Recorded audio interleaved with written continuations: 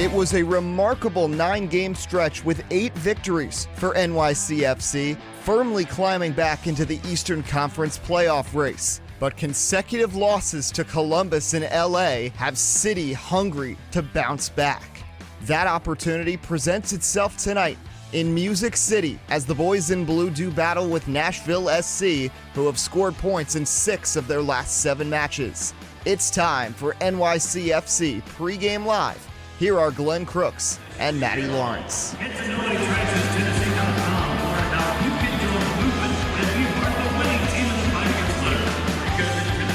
Yes, so we are live from Geodis Park in Nashville, Tennessee. There it is. That is the supporters section, which has yet to fill up to our left here at this wonderful Geodis Park. It's got a very strong intimacy factor here. We're New York City.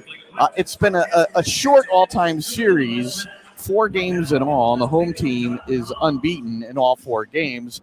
Here in Nashville, New York City has failed to get a win or a draw. It's 2-0, the record for Nashville. And today, I don't know, you can't see the steam, but very few parks do we go and then put up the temperature on our computer screen. And oh, there we are.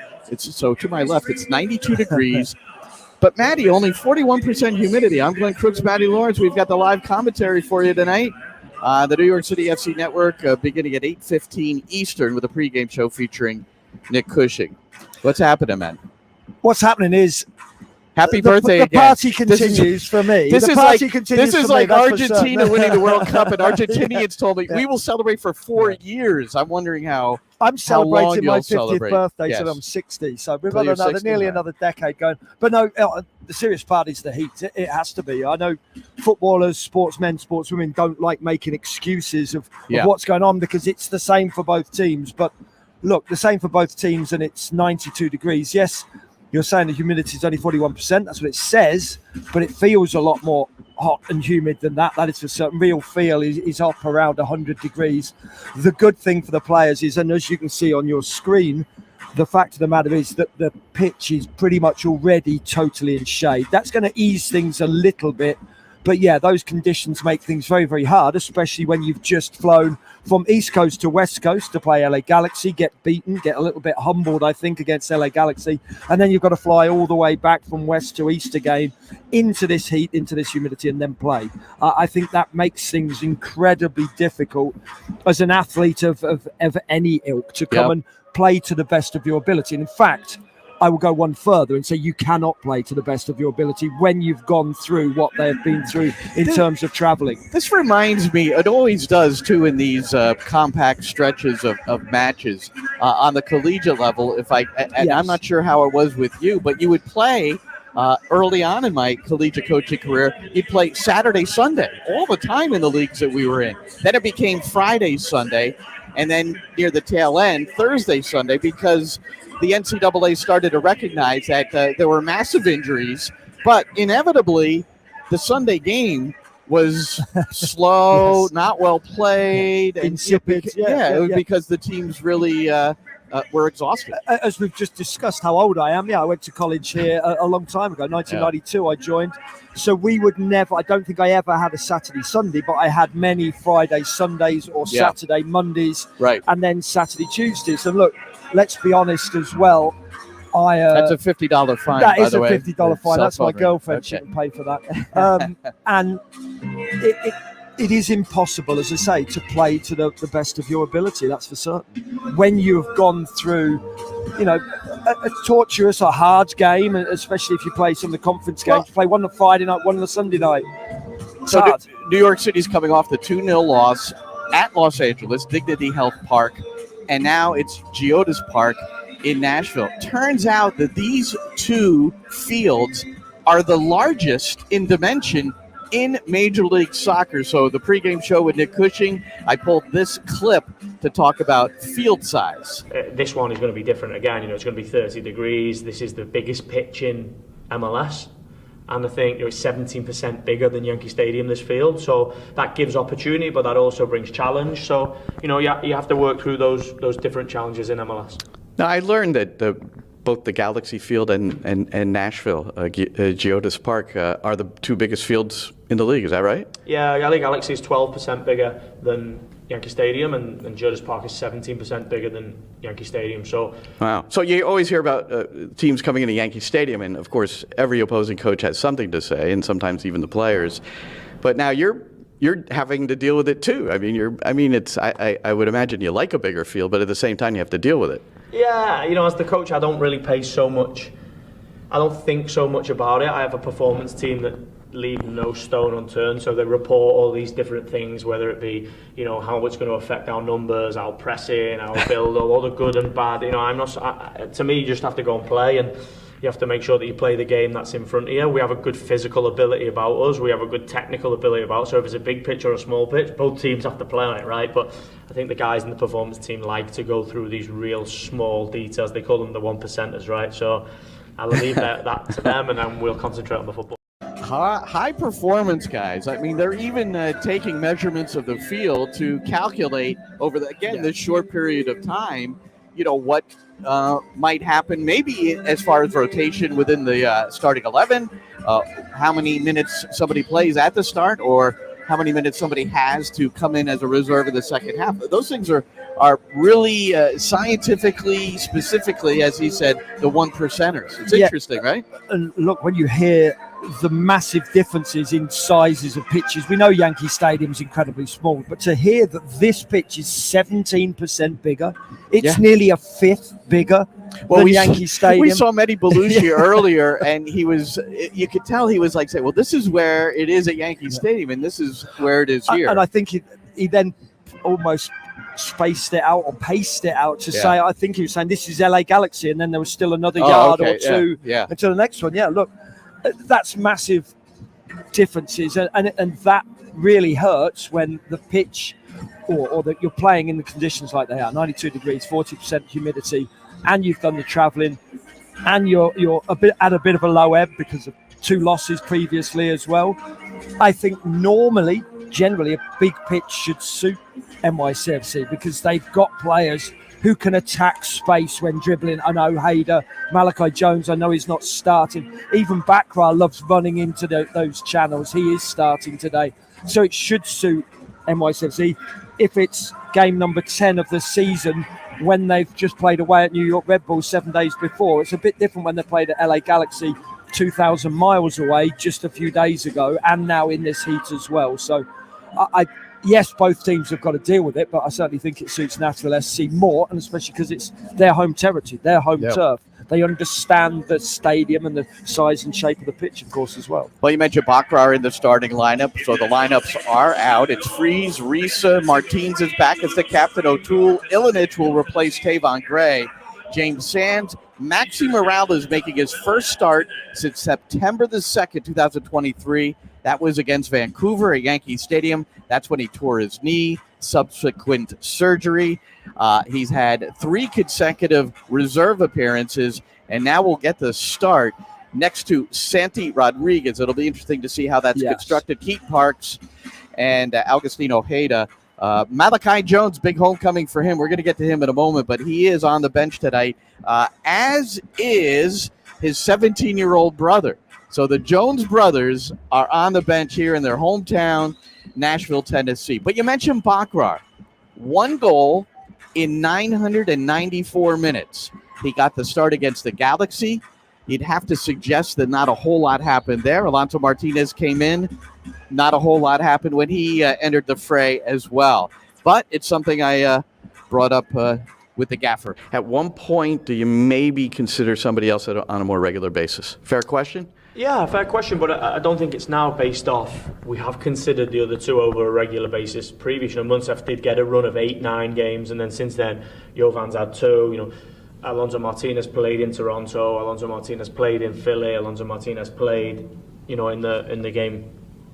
So, for us in the Columbus game. So for us, it's about. I do think we're at the point where one of our number 9s has to now, get some momentum, start adding some goals, start really clicking, and we have to get one of our number 9s going. And whichever one we go with, there's going to be opportunity. But I think it's over to those guys really to really get a foothold in and really solidify that number 9 shirt. So you do think that it's somebody needs to be given a consistent run just to see what could happen? Yeah, I do think somebody needs to be given a consistent run, but at the same time, there's 2 guys chomping at the bit. So how long that run is, we're going to have to see progression, we're going to have to see goal chances, and we're going to have to see somebody becoming clinical.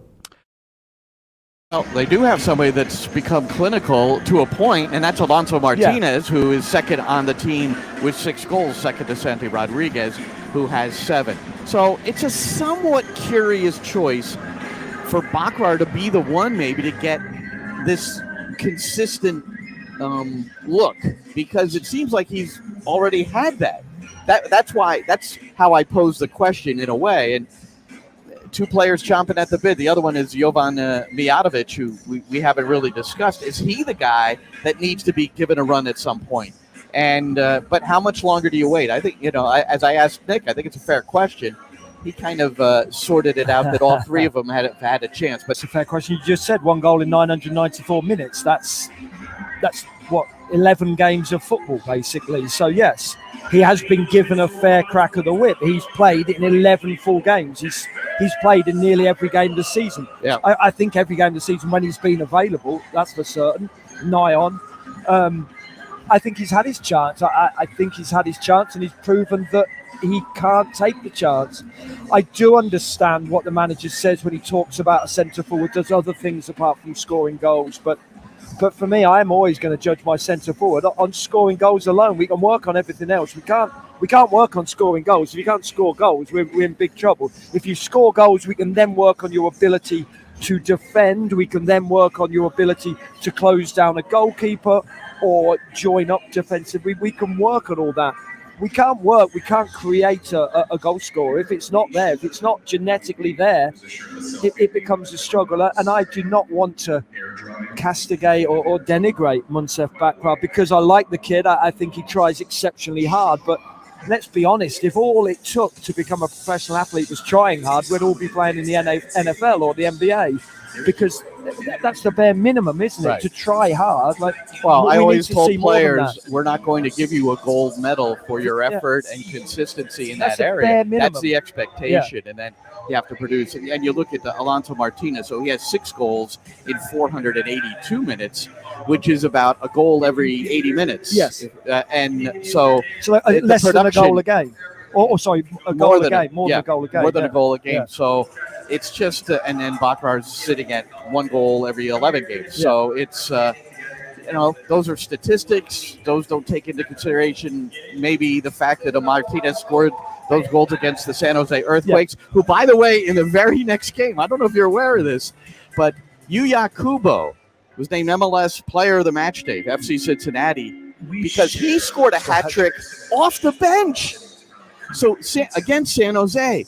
So the Earthquakes, back-to-back games, they conceded hat tricks off the bench. Well, I think in the second half off the bench too, not like injury early on. That tells me a little bit about lacking physically and lacking mentally. Both of those things that you switch off near the back end of the game, which is, as we talked about in the previous game against LA Galaxy, don't switch off just before half-time, don't switch off just after half-time, and that saw off NYCFC conceding goals in those times. Stay mentally focused, mentally resolute at those important moments in games.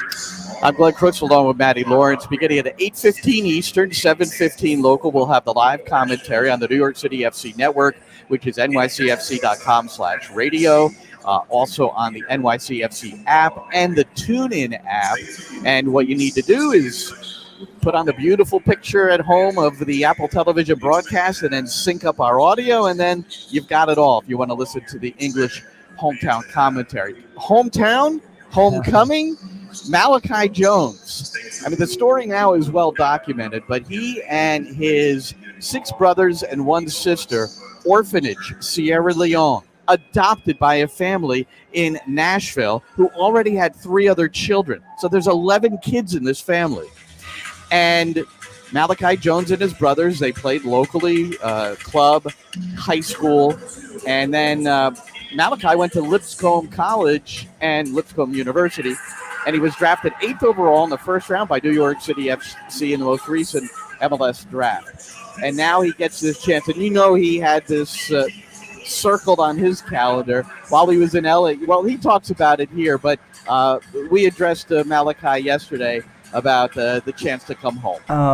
For me, it's everything to be able to play in an area I grew up in, and to be able to have family and friends just right there is huge. It's kind of, I think, been the difference in transitioning from the LA game to now focusing on this. I feel like I'm on a whole nother level of energy and excitement, and which is, I think, is going to be huge going into the game. I don't know that I can, but I know a good bit from my university and my high school, and then just some people that have grown up watching me. I know they're going to be there. I've gotten countless texts today, just people telling me they're looking forward to it. So I'll need to make time to definitely reply to all those people, but I think it's going to be a good bit. Mm-hmm. Yeah. My brother is actually training with the first team today. Hopefully he gets his go at it against us, but we'll see how it all plays out. Yeah, train with the first team, and maybe we'll play with the first team and make his professional debut tonight. He was on the bench for the first time, Isaiah Jones, for the midweek game at Toronto, a game Nashville came from behind and won at BMO 2-1. Sam Surridge, who will be in the starting 11 for Tennessee, for Nashville. He scored a brace, including the game winner in the 90th minute. But Malachi, I asked the question, I was in the room, and did you know his eye contact, and whenever you bump into him and you have a chat with him, he looks you right in the eye, man. When I like people like that. Sometimes my eyes stray a little bit, yes. But he doesn't. He's right at you, And how genuine is that kid? Incredibly genuine, and there's nothing better than those feel-good stories. When I was playing at Millwall, we had a very good rapport with Sierra Leone and a couple of other African countries, and kids very similar to Malachi Jones came in, and very similar types of human beings. Understood the world, understood the hardships of the world, and then recognised how lucky they were to have that abundance of talent as well. Granted, you need to put it to good use. It's no good just having talent. Sure. You need to actually be laser focused and laser sighted and know where you want to go. And I love those stories. I bumped into him in the hotel, just in the lobby and in the elevator. He is as genuine as it comes. And I think you can tell pretty much straight away with people whether they're genuine or putting on a front, and he seems to be a genuinely good human being. Maybe too nice a human being. The one thing in that he'll learn to be nasty, that's for sure. Now he's shown it a little bit on the field. But I mean, he felt compelled to answer every text. He's dealing with tickets. It's almost like no, leave him alone. Let somebody else take care of all that. He's got a game to prepare for, but he wouldn't have it any other way, I'm sure. No, he wouldn't. And you know what I mean? No, I do. I absolutely do. And it used to be like that. It can be a burden. It can be a burden. And you hope and you would imagine. We know how many people are on the periphery of this team in terms of staff. There'll be people helping him out. There'll be people sorting his tickets for him. Maybe not people replying to texts for him, but certainly, the player liaison officers or development officers will be saying, put your phone down until, 10 p.m. tonight, when you've got a quiet moment. Right. Have an hour to reply to the text, but do not do it sporadically throughout the day. Right. You're focused. That's a good point. And you would hope that, I think it's apparent that NYCFC has good people around the coaching staff. Outside of the coaching staff, because we know how many support staff there are here. So he will be getting looked after, as well as the other players who come from foreign countries and come into a completely different environment. But look, the environment for him right now is one he's very, very aware of. Coming into Nashville, I know I'll be heading out into Nashville. I'll put on the old lipstick. I'll put on the Glad Rags Glen after this game. The 50th birthday party is still continued. After the game, though, at the right time, Glenn. Yeah, exactly. And maybe he could celebrate a New York City victory as well. Hope so. Trying to halt this mini 2-game losing streak. We're in Nashville, Tennessee, where Nashville SC is playing host to New York City FC. It's Music City. That's the one thing. Yes, and you go to Broadway and it's just music, and you go to, it's just, Broadway is probably overstated because there's a lot of music throughout other parts of the city as well. But it being Music City, when I spoke to Nick Cushing, part of our pregame briefing and the pregame show coming up at 8:15, I wanted to ask about music. Like, what do you dig, man? What's your favorite music, your groups. And he said Rolling Stones, Leonard Skinner, and Dylan. He kind of listed them off. And then, of course, I had to mention, since he said last week he referenced Jersey as for himself, so I came up with it. But you're now, as you identified in our last chat, you're an English Jersey boy. So where does Springsteen fall into your guys? Really high up. My dad is a huge Springsteen fan. Seen him over 10 times around the world. Seen him personally myself in Manchester when he played at the Etihad Stadium, Manchester City, with my dad.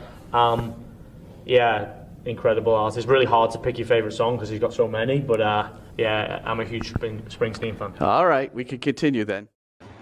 Yeah, so we continued the interview, and I had asked him earlier. This has become somewhat of a standard question to ask. I don't know where it all emerged from, but I think it's kind of a fun question. Yes. I'm going to ask you and I asked Nick, if you could only listen to one song for the remainder of your life, just one song, that's the only thing you could listen to, what would it be? Nick said Sympathy for the Devil. Oh my God, I was about to say exactly the same thing. No way. I swear to God. Oh my goodness. Sympathy for the Devil by the Rolling Stones. I swear to goodness. Wow. This is another syncretic moment here. I promise you, I had it in my head Pregame. even as you were asking me that question. I've been asked it before, and it's always that same answer. Well, I made my family cringe when I said Mona by the New Rhythm and Blues Quartet, NRBQ, because it's just it's a delightful song, and they're one of my all-time faves. All right, listen, we've got some football to play here, and we're pumped for this one, as we are for every broadcast. The privilege of being able to present the live commentary and paint the picture for you. I'm Glenn Crooks for Matty Lawrence. We're on at 8:15 on the New York City FC Network, and thanks for joining us here today.